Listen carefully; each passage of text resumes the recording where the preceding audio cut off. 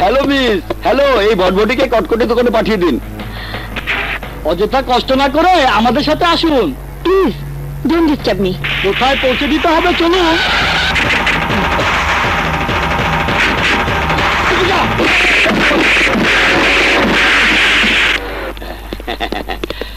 বলেন ম্যাডাম, আমাদের বলেন আপনি কোথায় যাবেন, আমরা আপনাকে পৌঁছে দিয়ে আসি।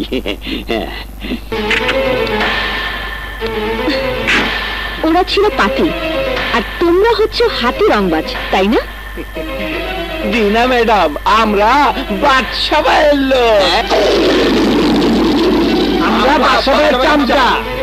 তাহলে চামচামি তার কাছে গিয়ে করো। হায় হায়, সর্বনাশ। আরে আরে ম্যাডাম, কোথায় যাচ্ছেন? আসুন, গাড়িতে উঠুন।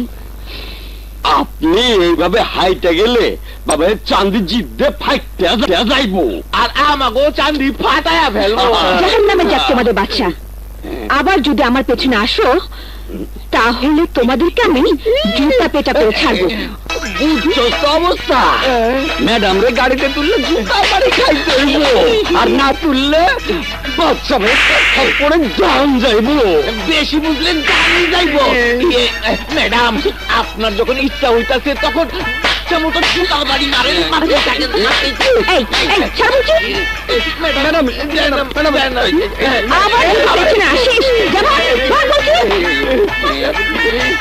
তোদের বাদশা ভাইকে তোরা ভয় পাস, আমি না।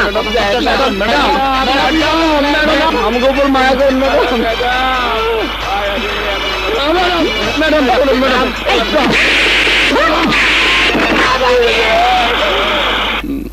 তোর কথা শুনে আমার ভয় হচ্ছে মা। তুমি চাচ্ছ সেই ভয়ে আমি চুপচাপ বসে থাকবো?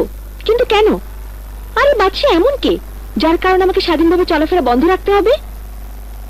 আহা, তুই বুঝতে পারছিস না মা। আমি অবুঝ নেই বাবা। ওদের অন্যায়কে মেনে নিয়ে চুপ থাকার মানে হচ্ছে প্রশ্রয় দেওয়া। আমি তা করব না। আমি এখন ওই ইন্সপেক্টরের কাছে নালিশ করব।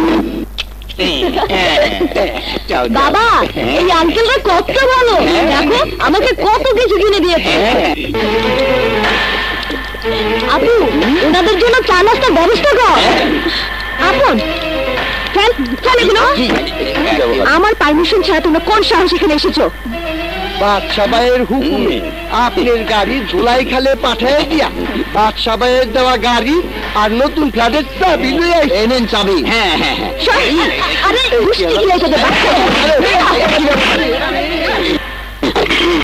আমি এক্ষুনি থানায় ফোন করবো।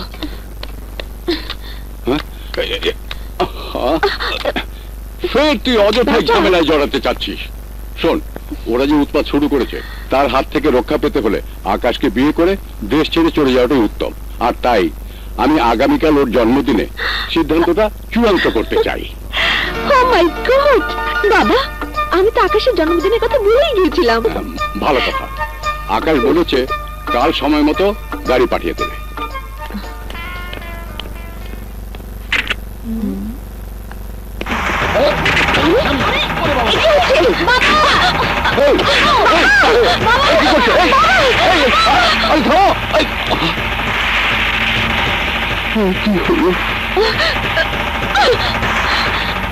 ভালো ভালো বলে ঘুরাও। শোনেন ম্যাডাম, আপনি সম্মানী মেহমান, তাই সসম সম্মানে নিয়ে যেতেছি। চুপ করো, গাড়ি থামাও, গাড়ি থামাও, নইলে আমি চিৎকার করে এখন পুলিশ ডাকবো। প্লিজ চেঁচামেচি করবেন না, আপনার জন্য বাচ্চা ভাই মাথায় রক্ত উঠে আছে।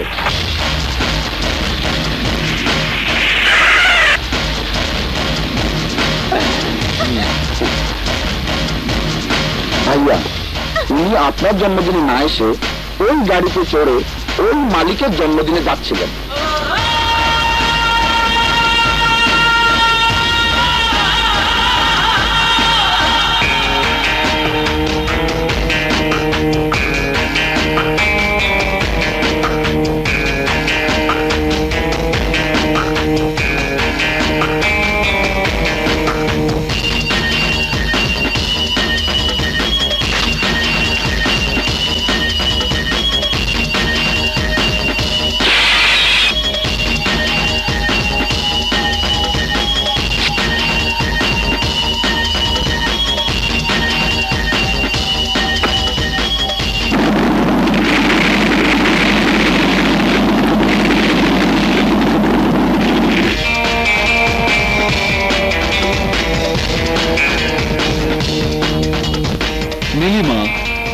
তোমার জন্য লেটেস্ট একটি গাড়ি আর ভাড়া বাড়ির বদলে নতুন ফ্ল্যাটের চাবি পাঠিয়েছিলাম, কিন্তু তুমি তা ফিরিয়ে দিয়েছো।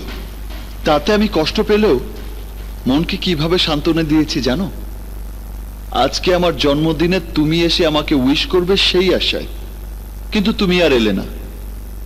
তাই এই মনে যে আগুন লেগেছিল, ওই শাওয়ারের নিচে বসে তার নেভানোর চেষ্টা করছিলাম, কিন্তু অন্যের গাড়িতে চড়ে তার জন্মদিনে যাচ্ছিলে জানার পর সেই আগুন দ্বিগুণ হয়ে গেল, আর তাই হয়ে যাচ্ছে। তা না করে তুমি আমাকে জ্বালিয়ে দিলে শান্তি পেতাম। নেভার। তাহলে আমার জন্মদিন কি করে পালন হবে? এসো এসো এসো।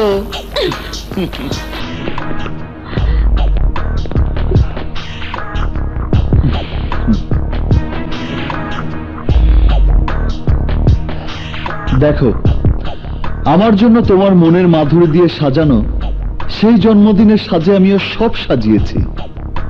এসো এসো এসো।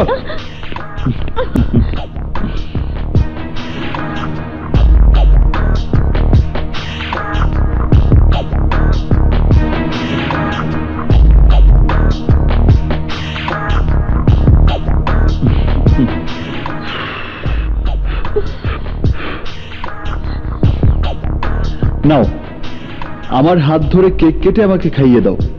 ধরো ধরো না, ধরো।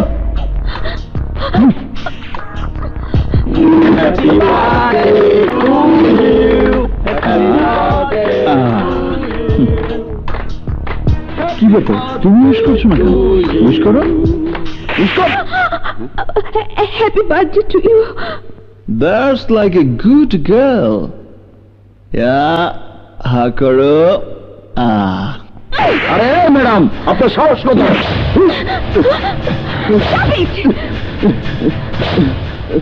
ওকে ধন্যবাদ জানা। ম্যাডাম সরি, ওর কথায় তুই নতুন জীবন ফিরে পেলি। আমাকে মাফ করুন ম্যাডাম। তুমি যে আমাকে ভালোবাসো এটাই তার প্রমাণ। পাগলের সুখ মনে মনে, হাতের কাছে পেয়ে সেই সুখ তুমি উপভোগ করছো। না নীলিমা, তুমি আমার চোখের আড়াল হয়ে থাকলেও তোমাকে ভালোবাসার সুখ আমি উপভোগ করি। এই দেখো, এই দেখো, এই দেখো চারিদিকে।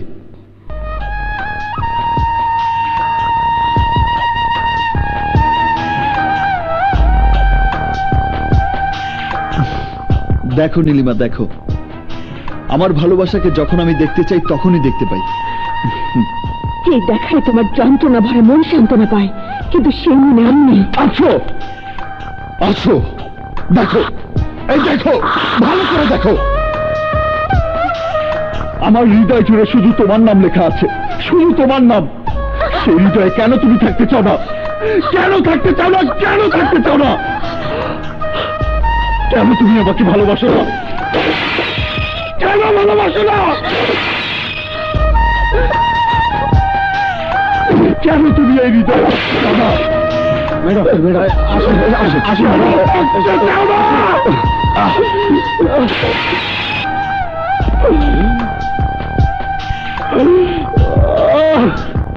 জাফর শেঠের ফাপড়ে দাফন কাফন ছাড়াই যেতে হয় কবরে। ওই মেয়ে তোমাকে ফাপড়ে ফেলে আমাদের আন্ডারওয়ার্ল্ডের সমস্ত ধান্দা বন্ধ করে দিয়েছে। তাই বলছিলাম, ব্যর্থ প্রেমের ইতিহাস রচনা না করে ওই মেয়ের ইজ্জতটা যদি একটু বাকি কথা হজম করে এখান থেকে চলে যা, নইলে। ঠিক আছে ঠিক আছে বাবা, বাই বাই।